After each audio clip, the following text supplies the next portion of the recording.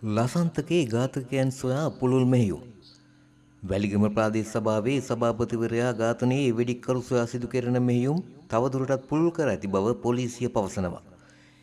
එමෙන්ම ඝාතනයට අදාළ අපරාධකරුවන් හඳුනා ගැනීම සහ අත්අඩංගුවට ගැනීම සඳහා පොලිස්පතිවරයාගේ උපදෙස් මත පොලිස් කණ්ඩායම් 4ක් යොදවා ඇති බවයි සඳහන් වෙන්නේ. එසේ මෙම පරීක්ෂණ කටයුතු අධීක්ෂණය සඳහා දකුණු පළාත භාර ජ්‍යෙෂ්ඨ නියෝජ්‍ය පොලිස්පති කිස්සිරි ජයලත් මහතා සහ මාතර කොට්ටාසය භාර ජ්‍යෙෂ්ඨ පොලිස් අධිකාරී වසන්ත කුමාර මහතා පත් කරනු ලැබී ඇත. පොලිස් කණ්ඩායම් දෙකක් CCTV දර්ශන ඔස්සේ අපරාධකරුවන් හඳුනා ගැනීමට යොදවා ඇති බව වාර්තා වෙනවා.